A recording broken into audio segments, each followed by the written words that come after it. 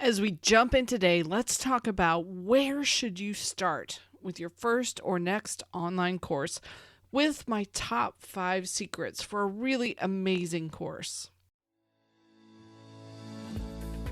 Welcome to the Course Creators HQ podcast, helping you navigate the latest techniques for creating and marketing online courses. And now, here's your host, Julie Hood.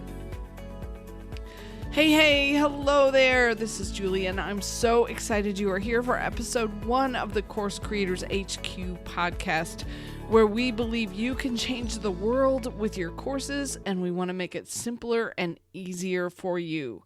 So today, let's chat all about where do you start.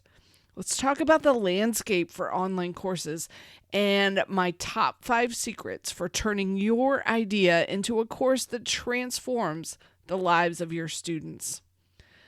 Let's start today with a quote from the author C.S. Lewis. And he said, "The task of the modern educator is not to cut down jungles, but to irrigate deserts."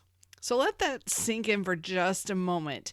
As a course creator, you are irrigating deserts for your audience. And I really do want you to think about that, because you want them to be almost as desperate as someone in a desert who needs water, because that will help make your course the perfect solution for them. So your students are lacking something essential in their lives, and think of yourself as bringing them the water in the desert. And that's the lifeline you're going to be. There's something they're missing. Maybe it's in their business or in their family, in their health. And as you, the course creator, are there to solve and transform and help them. So today I want to share my 5 secrets for turning your knowledge into a really amazing online course. And secret number 1 is to solve a problem or provide an answer. And this is the promise of your course, the transformation that you're going to provide to your students. So I want you to be very, very specific with the solution that you are providing. I want you to have some results in your back pocket. So you've either done this for yourself, you've done this for a client, you've done this for friends. You have some results that you can pull out and talk about that you've used and performed in the past. And then the last thing is I want you to keep it manageable. So many new course creators want to share everything they know with their audience to help them be a better expert or to come across as more knowledgeable. But you do not have to share everything you know. We want to keep your topic as manageable as possible, and we'll talk about this a little bit more as we go forward. So that's secret number 1. Figure out what the transformation and the promise is that you're going to provide with your course.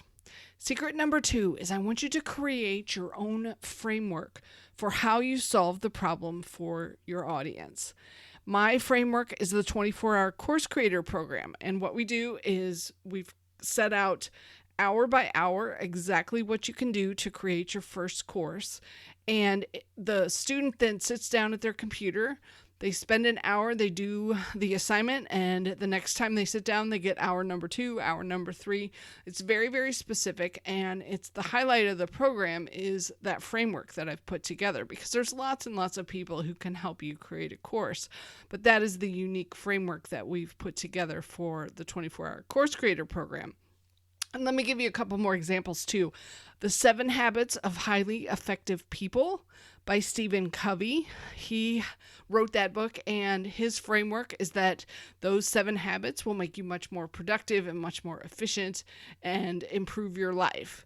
Another example is Michael Gerber and the E-Myth. His book and his training is all about why small businesses fail and the entrepreneurial myth, and he walks through a framework of how to get yourself out of the E-Myth if you're part of it.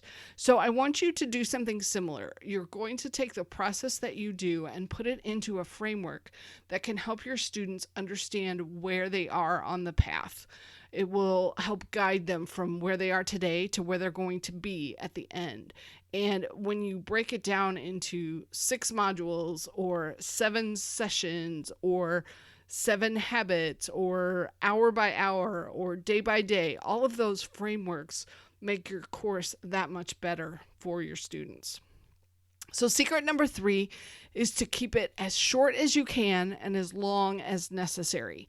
And this one is really important because, yes, you need to teach your students everything they need to know to go from where they are today to where you want to get them. But you don't necessarily have to tell them everything that you know. And I'll give you a concrete example here that will make this help make this more concrete in your mind. I took a podcasting course, and the instructor could have spent an hour-long lesson telling us all about the different microphones and how they worked and whether you would want one over another and the pros and cons of all the different ones. And it would have been very helpful information, but it wasn't necessary information because really all we needed to know is what is the best microphone for us. He gave us a list. He said, I want you to get this microphone, this filter, this swing arm for your mic, and then here are the links to Amazon. Go buy it. I want you to have it within a couple days.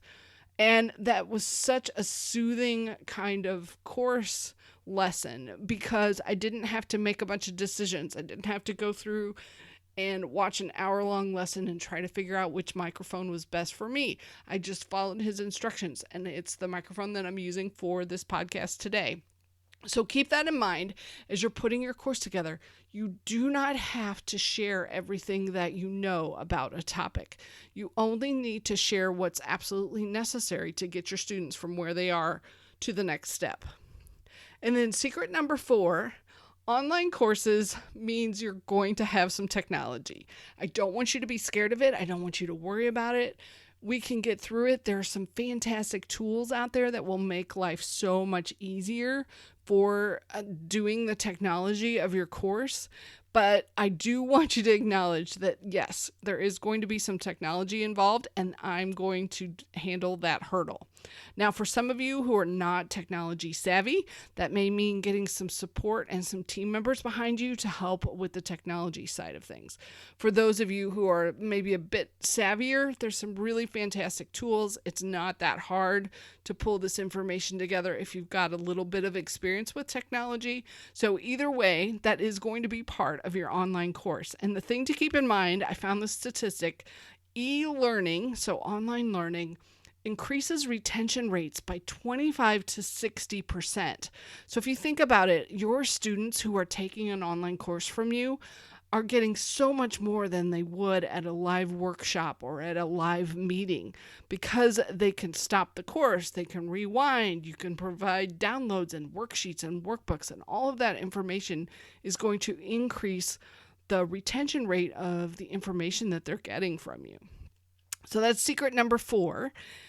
Secret number 5 is that you need to figure out where your students are hanging out online and join the groups and participate in conversations and see what kinds of questions that they are asking.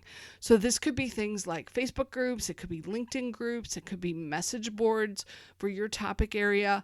All of those are really fantastic places to find your students and see what they are asking. And I use this a lot to help me figure out what kinds of topics my students are looking to learn about. And I have a freebie that came from that in case you'd like to get a hold of it. One of the big questions that comes up a lot is, where should I be hosting my course? So if you want to go to coursecreatorshq.com/host, that's coursecreatorshq.com/host. I've got a free training for you all about the different types of places where you can host your course. And that came from watching that question come up a lot. So I hope you can join that training, and that will ease your mind a bit about the online side of things. So I want you to do the same thing for your students.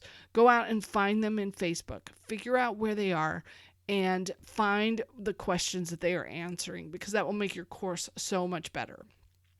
So let's recap real quick the 5 secrets. The first one was to solve a problem or provide an answer for your students. This is the promise that you are giving them, that you will take them on a journey from where they are today to the end of your course. Secret number 2 is to create your own unique framework that you can provide that will walk them through the steps.